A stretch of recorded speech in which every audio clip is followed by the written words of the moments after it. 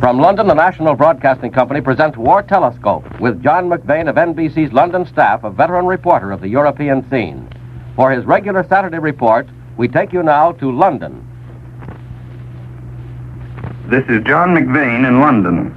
The recent reports reaching here from America again seem to emphasize certain differences between frontline troops who are doing the fighting and at least some of the politicians and other people at home. Later in this broadcast, you'll be hearing something of an episode in the life of a man of the front line, a naval flyer. Yet I wonder whether anyone who has not undergone his experience can understand it completely. The reports that I mentioned indicate one great danger to American national life, that people at home will shut their eyes to the fact that any sacrifice they can make can never be as great as the sacrifice of the frontline soldier when he risks his life. Once convinced the soldier, who at this moment stands in danger of death on the Italian front or in the air over Germany, that people at home do not realize how much he's been through, and you formed at least one basis for post-war disunity within the country. Lowe, the British cartoonist, put it very well this week. He showed a Colonel Blimp clad only in a bath towel running along the beach of a Pacific island. The figure was labeled American Blimp. At the edge of the jungle were American troops ready to attack the enemy. They were looking with mingled contempt and surprise at Blimp, who was clasping his hands to his side and saying, "Help, help, I've been wounded in the pocketbook." Your average soldier doing a frontline job doesn't have much time to read newspapers or listen to news broadcasts. He knows only the general outlines of some of the main news from home. What he's heard from home in these past few weeks hasn't been news of a kind calculated to instill him with any enthusiasm for the tribulations of the home front.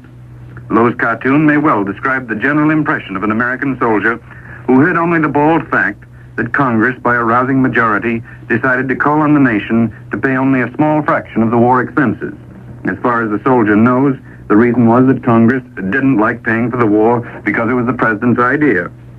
As far as one can determine, the average American soldier in active service does not approve strikes by labor. Neither does he approve a congressional policy of no control of prices and salaries.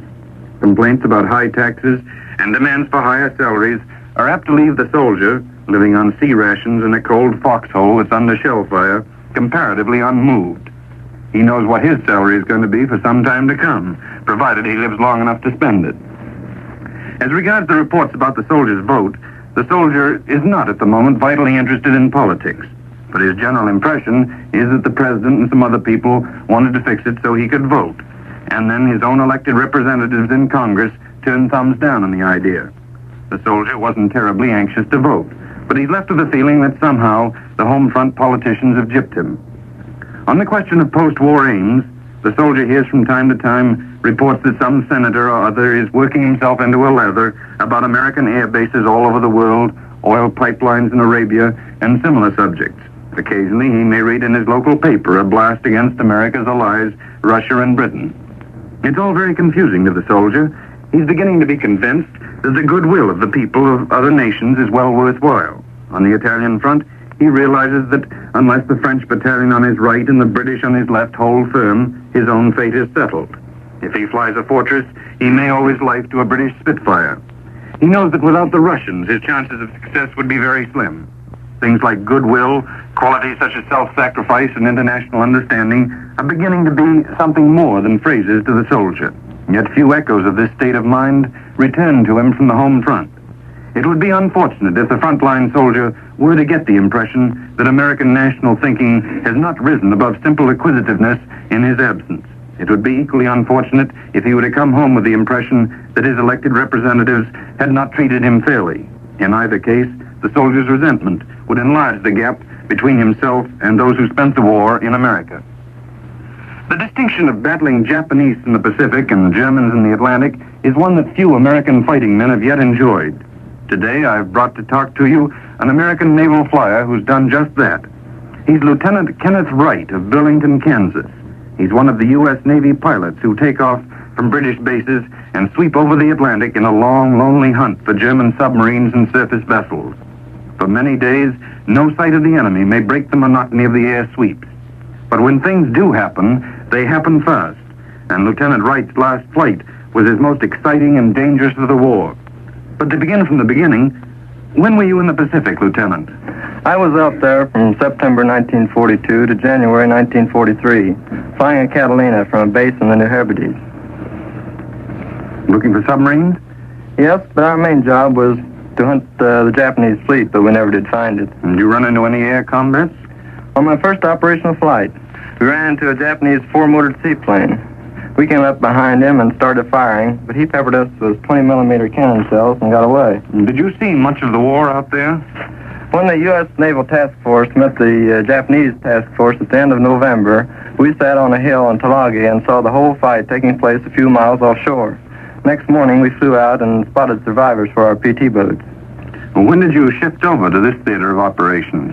I spent a few months last summer flying in the North Atlantic Patrol from Newfoundland. Then we came to Britain. Our U.S. Naval Squadron works as a part of the British Coastal Command. There are only a few Britishers at our particular base, but most of us at this station are Americans. We also see a lot of Polish and Czech fires from time to time. I know that your flights last many hours and take you far away from any land in the Bay of Biscay. Do you meet many enemy planes down there? Yes, we ran into quite a lot of enemy aircraft opposition at the very beginning. The Bay of Biscay is still no picnic when anything from 2 to 16 German long-range fighters are after you. We usually see them first and manage to get into the clouds.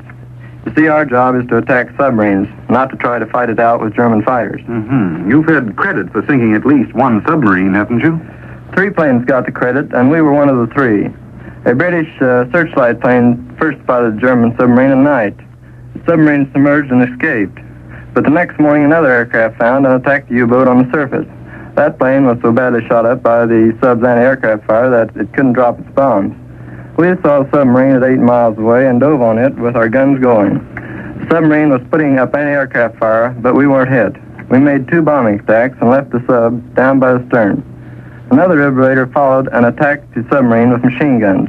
He watched the sub sink and survivors escape. Our squadron has had several brushes with U-boats. The German fighters, though, seem to come in streaks. You'll make your patrols without seeing any for a while. Then for a couple of weeks, you see them regular.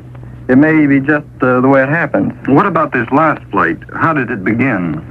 Well, we were just finishing our patrol. We had already been out more than 10 hours, and we were about 100 miles from land. We were flying at 3,000 feet, perhaps 1,000 feet above the cloud layer. Just taking things easy. Yes. Then one of my men said that he saw 2 aircrafts going through the cloud 3 miles away on our beam. I switched off the automatic pilot and took over the controls. All of a sudden, 2 Junkers 88s burst out of the clouds 1,500 yards on our beam. I drove towards the clouds, but the German fighters attacked right into our starboard beam. They opened fire at 1,200 yards, and I turned into them to give them a full deflection shot. But the first plane was right on and raked us with 50 caliber and cannon shells from stem to stern. My top turret and tail gunners were throwing lead into the Jerry, but we don't know whether we got him. Were any of you wounded by those cannon shells? Not one of us. Our instruments were smashed, and the plane was riddled from end to end. My newest gunner had his microphone shot out of his hand. One of the boys had his heating cord shot away, and another had a bullet through his sleeve of his flying suit, so close that it burned his arm, but no one was hurt. The worst thing was that number 1 engine was out of action, and we couldn't feather the propeller. That set up a drag, and we were skidding along sideways at 1,100 feet, with a compass that had been shot to bits. Not a very pretty predicament. We jettisoned our bombs and threw our excess gear overboard, so we sank down to 300 feet. I was flying by instruments in the clouds at a full skid, the damnedest flying I ever hoped to do.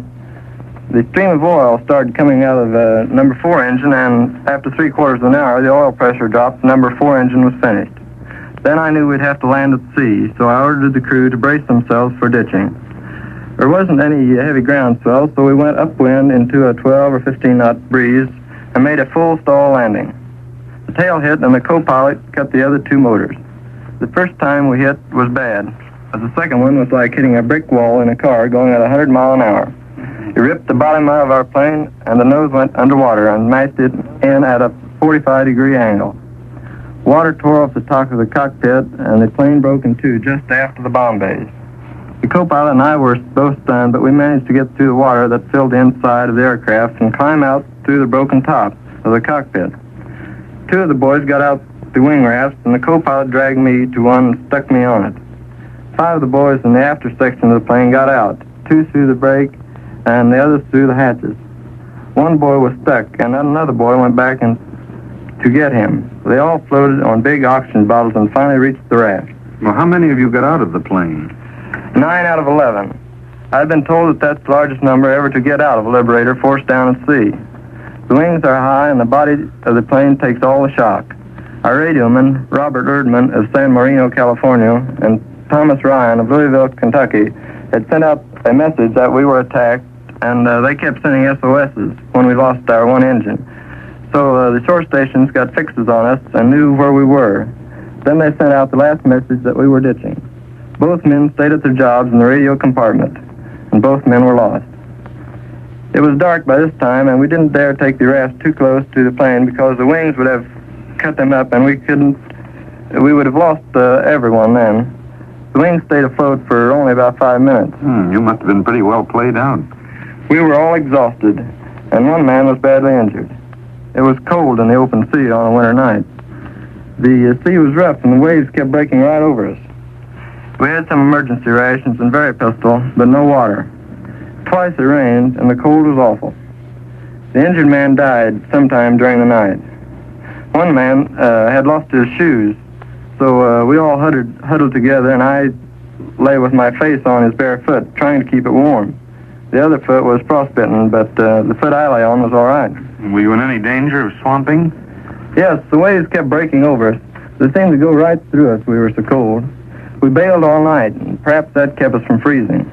Once during the night, we saw a light, but by the time we could get the very pistol loaded and fire a flare, the light had disappeared.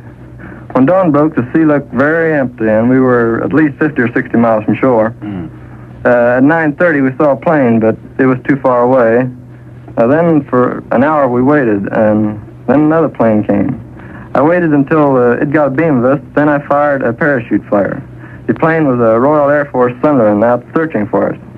He dropped smoke lights and circled us until we were picked up. At 11:30, though, a Catalina from our base arrived at our last known position, which was given him from the radio message that we had sent. It was only 3 miles away from the position where we were. The Sunderland dropped us another raft because ours had sprung a leak. Finally, 2 Hurricanes arrived and circled around us to protect us from enemy air attack. Sounds like quite a gathering. It certainly was. All those planes going round and round us. The Catalina wanted to land, but I thought it was too rough, so I warned him off.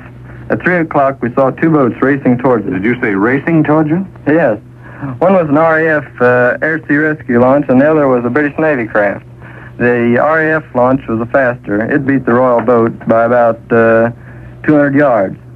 The RAF boat started to take us aboard, and the Navy came up and asked if they couldn't have at least one survivor. But we all got aboard the air-sea rescue launch. I don't remember much that happened then except some dry underwear, blankets, hot soup, brandy, and a warm bunk. Back in England, we went to the hospital because we all had some cuts and minor injuries. The most fed-up boy of the bunch, though, was one to find out an order had come through for him to leave for the States the previous day, the day we had set out on our patrol. But he didn't see the order until we got back to the base, after it was all over. Thank you, Lieutenant Wright. Sub-hunting in the Bay of Biscay doesn't sound like a very soft job. After 600 hours of operational flying over both oceans, you ought to know.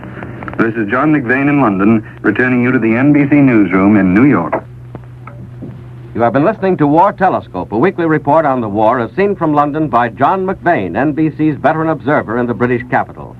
Mr. McVane is presented each Saturday at this same time over most of these stations. This program has come to you from London and New York. This is the National Broadcasting Company.